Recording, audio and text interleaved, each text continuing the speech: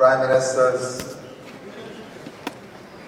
distinguished ladies and gentlemen, good afternoon. First of all, allow me to thank all of you for your presence here and to convey on behalf of all of you to Prime Minister Davis and his team our collective gratitude for a well-organized Afreximbank meeting. Please put your hands together for this wonderful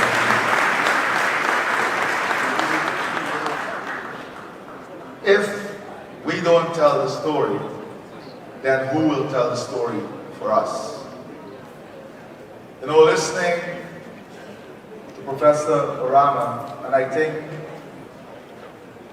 we all ought to give him a standing ovation for his stewardship and the way in which he would have managed this bank. We need to stand and give him a huge round of applause.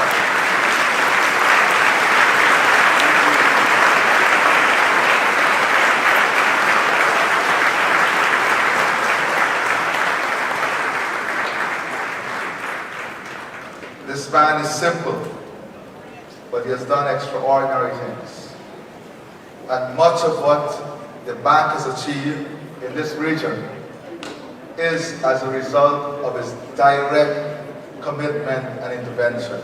And in this region, you are now a household name.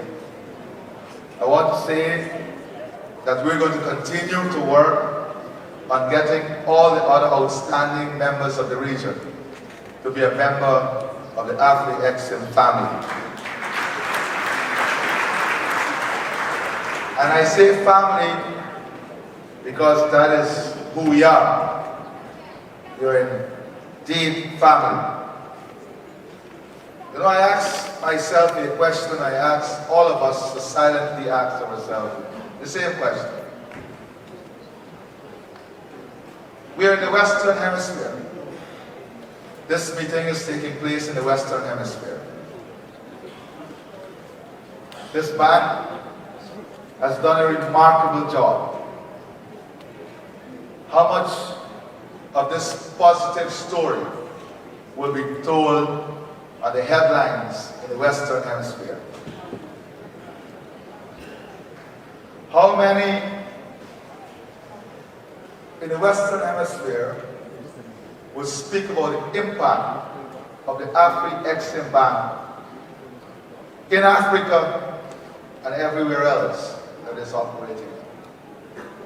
That is why these forums are important, and it is important that every stakeholder turn out to show our collective support for what we are doing to change things.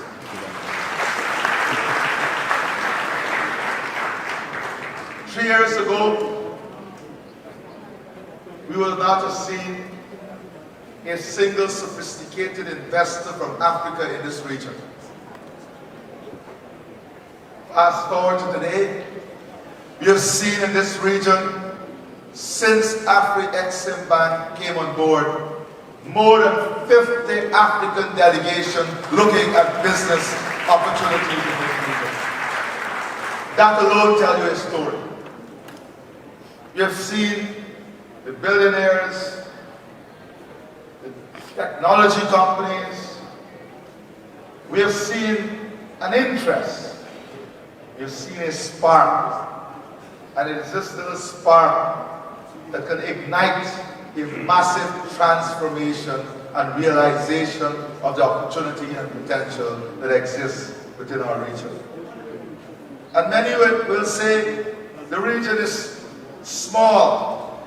What opportunity are we talking about in this very small region?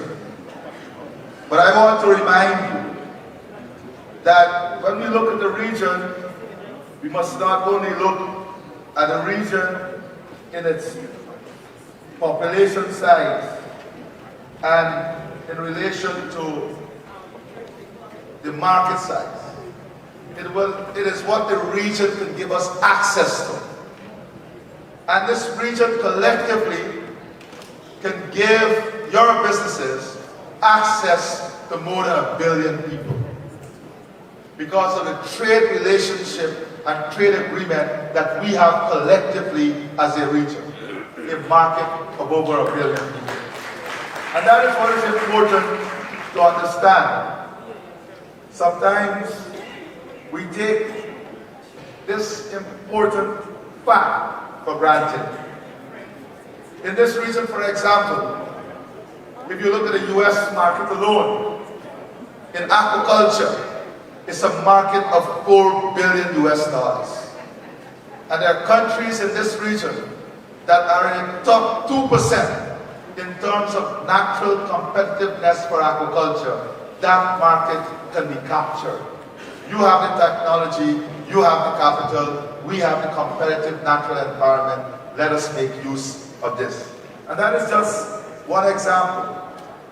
When you look at this region, you will notice that in renewable energy, our region has the advantage of high sunshine radiation with an average of 2,755 hours of sunshine per year.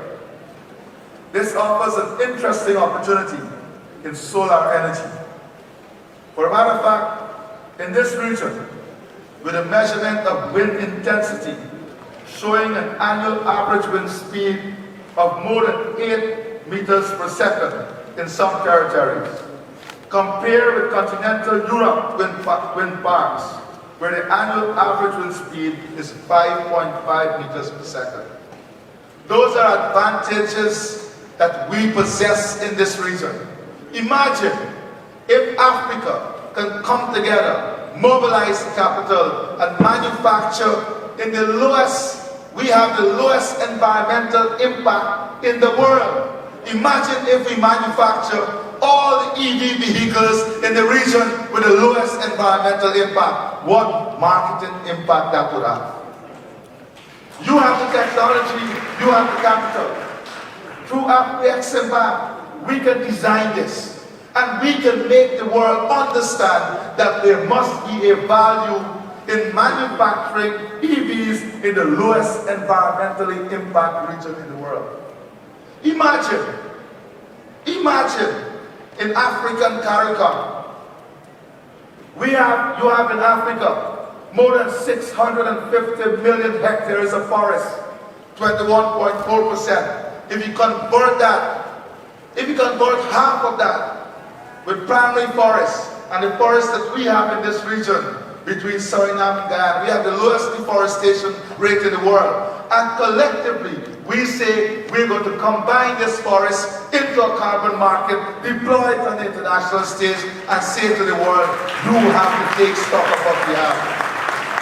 But more importantly, imagine if we say that we're going to settle among ourselves. We have industries, but we're going to settle first among ourselves how we distribute carbon credit and how we trade the credit in the forests.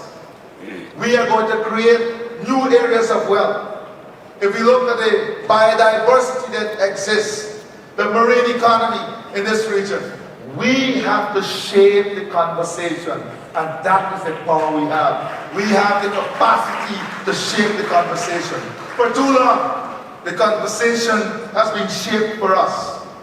You know, 3 years ago, if someone would have told me that an African artist could come to the region and sell out the show would be sold out, I would say, what are you talking about? Border Boy came here and sold out 3 destinations in one weekend. Sold out 3 destinations in one weekend. And I'm sure Rihanna can go to Africa and sell out all the destinations in every weekend too. We have so many low-hanging fruits. We have to collectively put a value on what we have.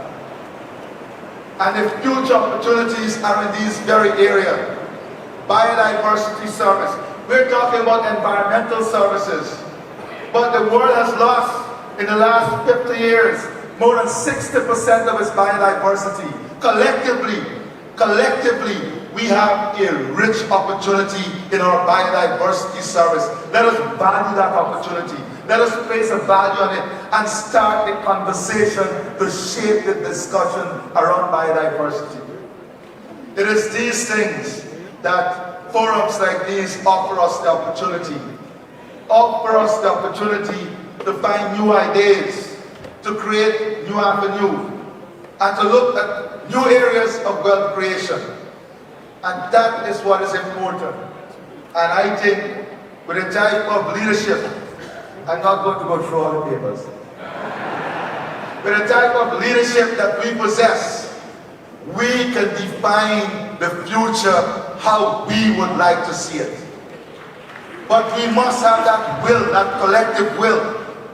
We're talking now, every single country in this region complain about the payment settlement system.